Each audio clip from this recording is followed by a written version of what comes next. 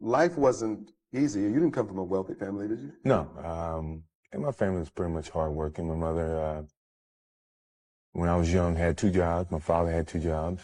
Everyone was telling me, my principal told me to go to the Air Force Academy so that once I finished school, I got a job after school. And I didn't listen to him, as you can see. And I just took on a challenge of going in and trying to make things happen for myself. If you love something, if you have a strong passion for something, you would go to the extreme to try to understand or try to get it. I just played the sport because I loved it. Next thing you know, success was kind of bestowed upon me without me actually chasing it. It just happened. I didn't think I would ever be this successful. All I thought about was doing what I was good at and letting that open up a lot of opportunities for me. And things started to click. You know, my ability started to improve.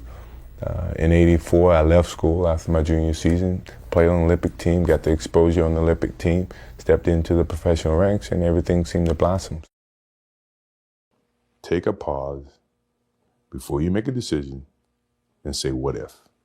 Never say never, because limits, like fears, are often just an illusion. I can win or I can lose, you know, and it's that inner confidence that you got to have to take that chance. Now, all the decisions I made, other people may view to be not the right decisions from their perspective. That's what they think. People don't see that, and people will never understand that. I've learned how to be myself 100% of the time. Either you accept that or you don't. And I want you to. I want to be positive, but you know, if you don't want to accept me for that way, then I got to live my life. Michael Jordan, I remember I interviewed him years ago, and I said, what makes you the best in the world? Is it skill? Is it talent? Is it ability? Is it background? Is it training? And he was so awesome. He said, Tony, I can tell you the truth, and it won't sound like hyperbole or false modesty. He said, I didn't even make the high school basketball team my sophomore year. I was cut. He said, what it is every day I demand more from myself than anybody else could possibly expect. I don't compete with other people. I compete with what I'm capable of. You know, I get out there, first one there, last one to lead, work on my skill set. You know, you strive for perfection each and every time you step on the basketball court. Each and every day, through hard work, perseverance, and positive attitude. You know, I'm always going to expect myself to do, you know, certain things or surpass certain things. Set goals for myself to strive for. I'm never complacent with what I've achieved, even though it's been very successful for me. If I consider myself a step slower, then that means I'm going to get down there and work harder and see if I can get that step back. To create that hunger, as if you never won or you're just winning for the first time. That is when I feel like I excel at my best. As long as I believe that, then, you know, my road to success is going to continue to expand. I just so happen to be a friendly guy. I get along with everybody, but at the same time, when the light comes on, I'm as competitive as anybody you know. I thrive on that. I think that's my biggest motivation in life, you know, is to compete, you know, find different competitions in certain things in life and try to overcome that, you know, be it positive or negative. But I have yet to meet someone who is as competitive as me, you know, and I just feel that much confident about my competitive drive. If I feel that I've lost my step and other players who I used to dominate starts to pass me and dominate me, it's time for me to leave the game because psychologically I can't accept it. There's no I in team. I say Texas not. It's not an I in team, but it's I in win. I think he got my message. I'd do anything to win. You know, if that means we play team format, we win. If that means I have to do whatever I have to do, we're going to win, no matter how you look at it. You know, my mentality was to win at all costs, you know, and pull, push, yank, whatever to get everybody on the same page. I was such a competitive player, and each and every day felt the need to always get ahead of my opponent. There's times when you have to push yourself a little bit, and you know, you want to see that frustration, you want to see a little bit of anger. You want that dominance to be shown. You want that intimidation to be shown in competition. You know, sometimes you have to push, pull, or do whatever you need to get over that hill. But unfortunately, everybody don't have that same mentality. I've failed over and over and over again in my life, and that is why I succeed. Don't be afraid to fail. I've taken a chance in either succeeding at it or failing at it, but I've taken that chance. What's your greatest disappointment in sports? I haven't had any disappointments. I mean, sports is a tool that teaches, and it teaches you bad things. It can also teach you good things. It's how you perceive those things. I've looked at every experience that I've had, negative and positive, and taken that as a positive. If I wouldn't change anything because I think it would alter some of the other things that happened. So when I look back, I can't say that I've had any bad things happen. Sure, I mean, you don't want bad things to happen, but you deal with bad things. You can't have good or without bad. I've always believed that I'm a good enough man to accept the good. I'm a better man to accept the bad. It's a process that, when you win and you learn, you apply that over a period of time.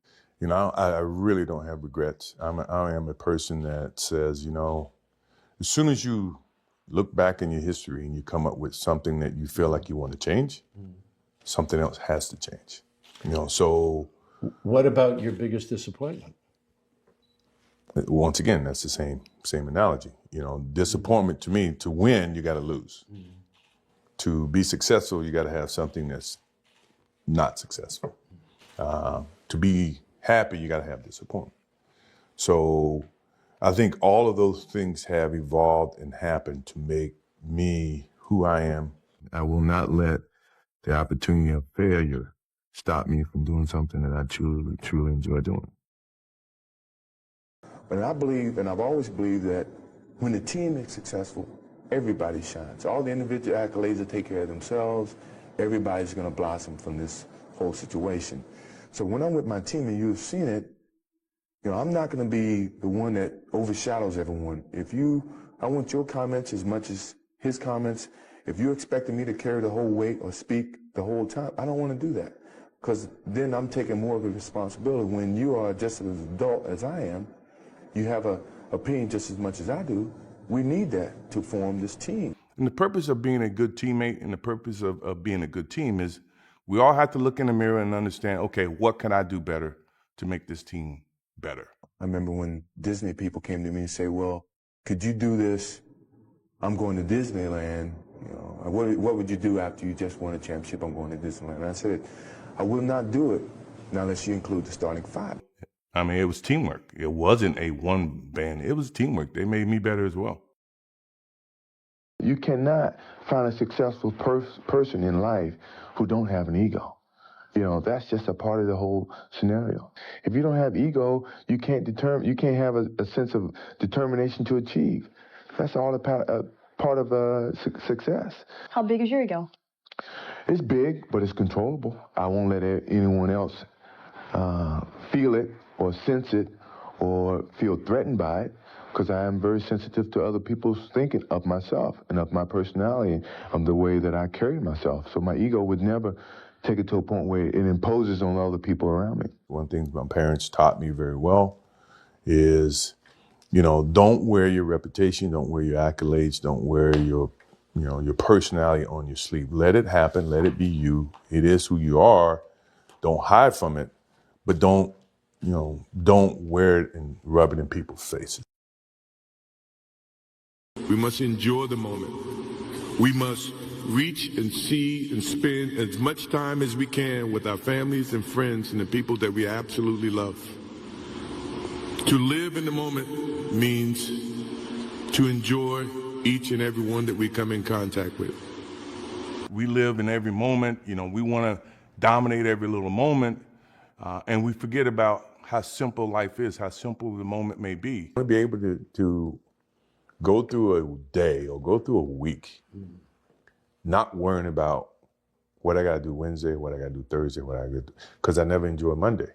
I'm the best ever. I'm the most brutal and vicious and most ruthless champion there's ever been. There's no one can stop me. Lynx is a conqueror. No, I'm Alexander. He's no Alexander. I'm the best ever. There's never been anybody as ruthless. I'm Sonny Liston. I'm Jack Dempsey. There's no one like me. I'm from Nairclaw. There's no one that can match me. My style is impetuous. My defense is impregnable. And I'm just ferocious. I want your heart. I want to eat his children. Praise be to Allah. Are you saying now, Mike?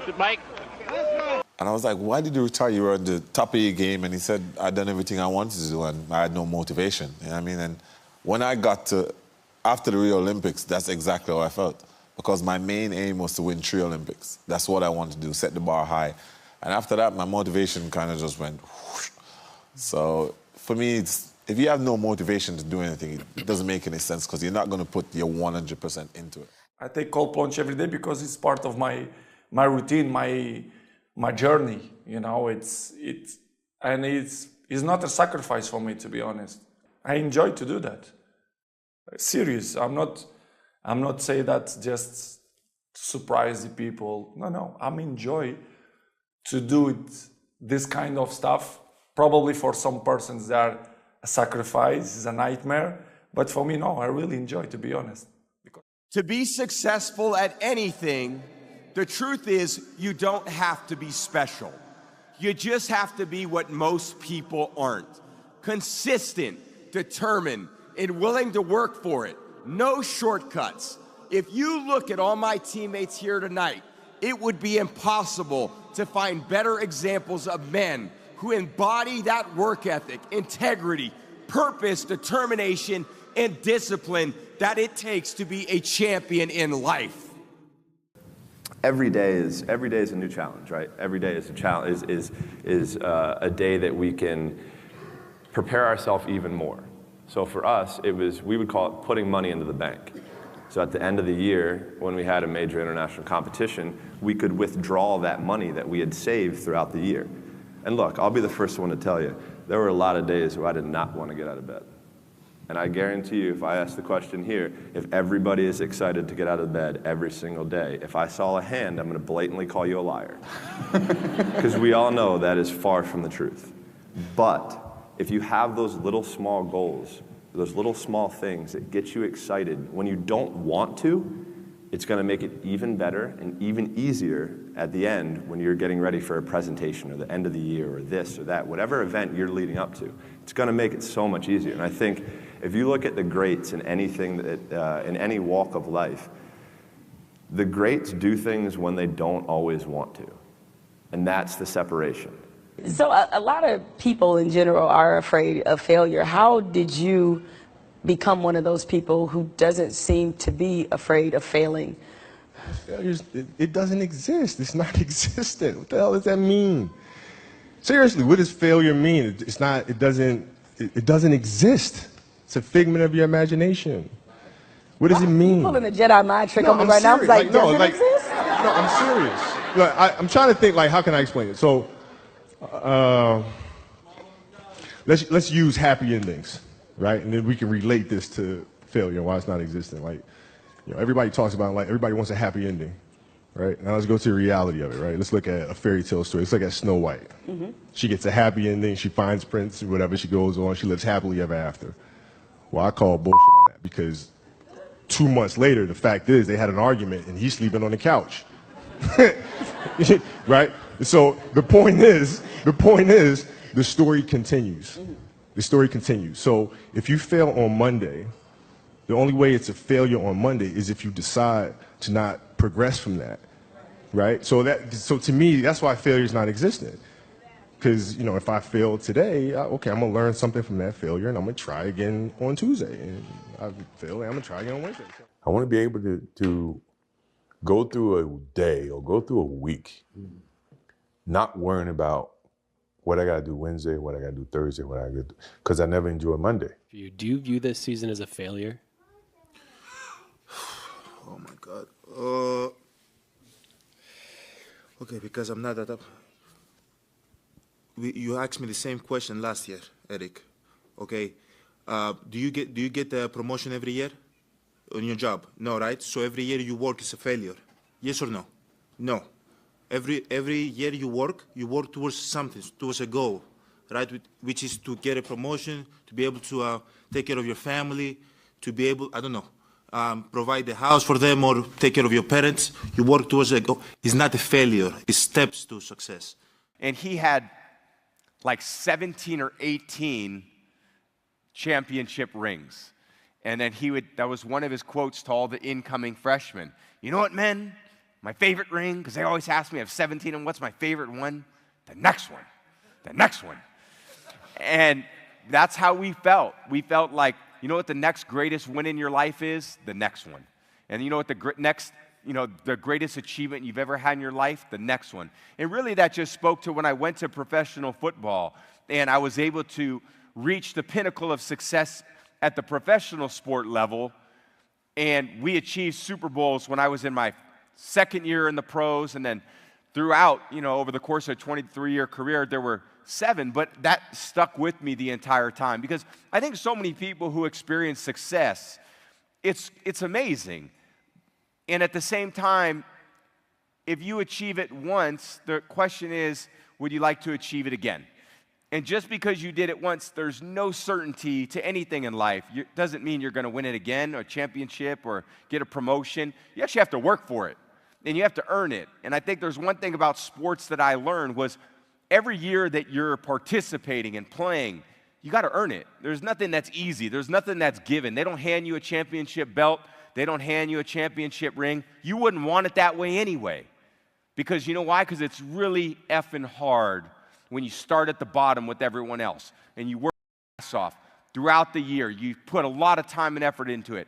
You miss birthdays and you miss weddings and you miss Thanksgiving celebrations. We have that in America. You guys don't have that here. You miss Christmases. And, you get to the end of the year and you put a lot into it and you want to come out on top. And when you look at those rings and you look at those championship moments that you've had, you realize that all that sacrifice and all that commitment really paid off. And I think that's what those things symbolize. So when you say that my favorite ring is the next one, it just meant that I aspire for more. I want to continue to achieve, and I want to make the effort to put everything I can into it to try to continue to achieve.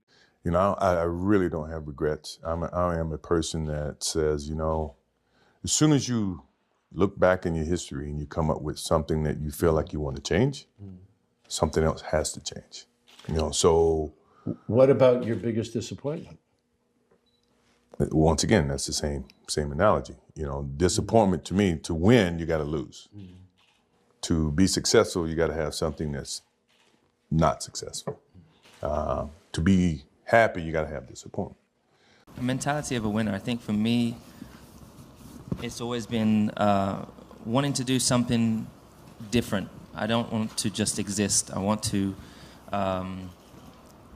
ultimately live to my full potential. I think it's just wanting to be great in some way, shape, or form. And I think over time, after reading certain books and being inspired by people, I realized that I think we're all a bright light, and it's up to us how bright we shine that light. Dad, who's not here, but who instilled in me this work ethic to fight for what I believe in, chase after my dreams. Nothing's ever going to be given to you. Everything's going to be earned. If you don't go out there and put in the work, you don't go out and put in the effort, 1, you're not going to get the results.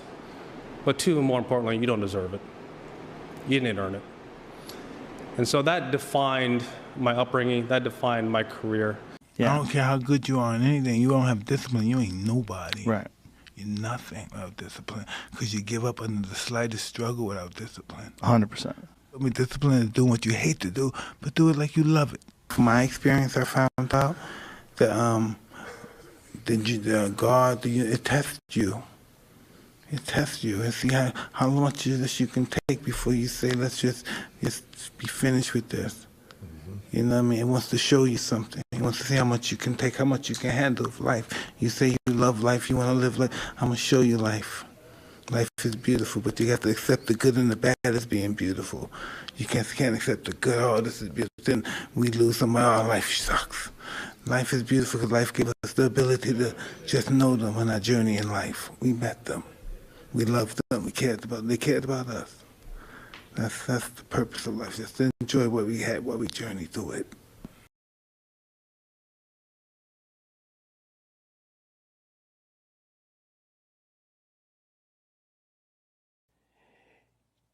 Mal, you may not look like me, how my daily life looks. It don't look fun. It don't look fun. Bro, what are you doing with your life, bro? What do you, like, I thought you said you want to be a great. I thought you said you want to be the best. But you don't act like you don't move like it. You wake up late. You sleep late. You don't study. You don't work out. You don't want this. You still clubbing, you still partying, you still popping bottles with models. You doing the most already, and you ain't even on. You trying to convince everybody around you that you on, but you not on. As soon as you get any kind of money, you buying a bunch of shit that you really can't afford. What you got the latest iPhone for? Scrolling like mindlessly, like robots, Zombies. watching things happen, and they're not doing anything. And you've lost hours of your time. You've absorbed nothing. You've got no information. There's no net benefit to what you've done, and it's everywhere. I'm like, hey, that's the devil. Put that thing down. Yeah. Like, what are you getting out of that? You're not getting anything out of that. Hey, look, let me guess. New year, new you, right? New year, new you. You've been saying that every year, but it's always new year, same you. You know, I just don't understand why you go every year remaining the same when the person that you are today has just been destroying your life. You're mentally killing yourself every year, and you don't even realize it. I mean, it's time for you to look yourself in the mirror and make some change before it's too late. But if you cool being like that, it is what it is. It's your life. I had two options: to either be that 300-pound guy who sprayed for cockroaches and made $1,000 a month, and at 24 years old, knowing when I'm 50 years old, I can reflect on this and think about what guy I never became, or I can totally just sack it up and fail and fail and fail until I succeed. I don't feel like I'm missing. I don't have what you all have, but you'll never in my life hear me tell you I'm missing something. Everybody is. They're missing this feeling. Most people are missing something because they don't know who they are. They never examine themselves. They've never done this experiment on themselves. The lab rat, we're all lab rats, but you're also the scientist. You create your own self. Most people are missing something because there's so much trapped in there. I don't even want to say potential. I think that's word used out too much too. There's so much in you that God or wherever the hell you believe in, or if you're an atheist, in you that you have not unlocked. That you walk around with this gorgeous wife or great husband and all this money. You're like, God, I feel like I'm missing something. Yeah, because it's about 75% of you is still in there. So many people die with untapped potential because they think that someone else is better than them. And they were born, not with the greatest tools. You don't need. My biggest fear, honestly, was, let's say this. Let's say I don't care if you believe in God or not. I don't care. So let's just play a game with me. Let's say you're God, and we have a big, long line of people. And I made it to heaven. I'm 75 years old. I'm 300 pounds. I made it to heaven. I worked for Ecolab my entire life, spraying for cockroaches. That's what I did. But I'm dead. I'm in heaven now. And you're judging us all now. So we're in line. We're all sitting there in line. You have Adam Brown. He has a big board up, and you're talking to Adam Brown about his life. And you rip it down, and I'm next in line, David Goggins. I see my name, and I see all this shit, and God goes, hey, you say, read this, man. And I'm reading this list, and I'm seeing 182 pounds, Navy SEAL, Ranger School, motivational speaker, changing lives. Okay, man, pull-up record, all this shit. And I'm like, that's not me, man. And God looks at me and says, that's who you were supposed to be. I'm not afraid of dying. I'm afraid I haven't been alive enough. It should be written on every schoolroom blackboard. Life is a playground. You have one life, don't settle for mediocrity. Don't settle for mediocrity. And I think the only, people debate intelligence, for example, right? We talk about IQ tests and all that. But I think the only true test of intelligence is if you get what you want out of life. So it's a choice that people have to make in life. And if you don't believe that you're here for a reason, your life will seriously hurt. If you think the price of winning is too high, wait till you get the bill from regret. Where you are in life right now is exactly where you chose to be, whether you believe it or not, whether you accept it or not. That is the reality of the situation. There's a plethora of opportunity, access, and information out there for you to become successful, for you to build the life that you want. But the truth is that you don't think it's possible and that you're comfortable with the life that you have. Therefore, you live and operate accordingly. So where you are right now in life, whether you believe it or not, is where you chose to be. And that is the truth. So ladies and gentlemen, where do you want to be? That is the question. You do realize that this could be the year that you change your life if you just lock in? A whole 365 days ago, day in and day out towards your goals with no distractions. We ain't hearing the excuses no more. Your future is tied to that. 2024 should be an apology toward all the BS that you did last year. Lock in and change your life. Like your life depends on it. Because it do. Imagine that you're in a movie, and imagine the movie begins now. And you're the hero of the movie. Yeah. What would that guy do? Yeah. What would that guy do right now? Yeah.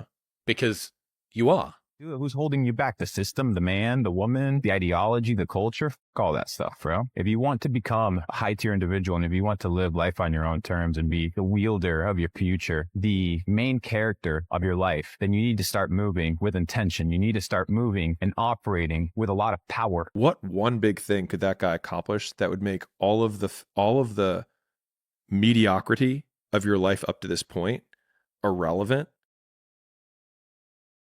And why are you not putting every single ounce of your effort to prove that one point so that you could then justify everything up to that point? So it wouldn't have been mediocrity. It would have been the path to get there. Exactly. Thank you. It would have been the journey. Finding success begins with taking 100% responsibility for your life. You have to give up your excuses and victim stories. You have to drop all the reasons you can't succeed or haven't succeeded so far. That you're never going to do well in life until you take responsibility for your life, for your choices, for who you are, for what you do, for your actions. It's time to stay focused. Why are you so antisocial? Because I'm trying to get it. Why are you staying on the basketball court so much? Because I'm trying to get it. Why are you out there practicing in the hot sun when ain't nobody else out there? Because I'm trying to get it. It's time to decide, clubs, partying, computers, phones, Instagramming back and forth nowadays, tweeting and texting. Get back to work. It's time to get back to work. Stop hearing yourself talk. Get off the podcast. Don't be on social media too much. Cut out all the noise. Get back to the mental lab. Some of you need to give up your cell phone because the time you spend on your cell phone could be used for your success. The time you could be using to be successful, you're using it on the cell. And the cell phone is not bringing you nothing but a bill. We waste so much time on our little gadgets. It's unreal. And we talk about we have no time. If you really you have to take your day and write down this one day.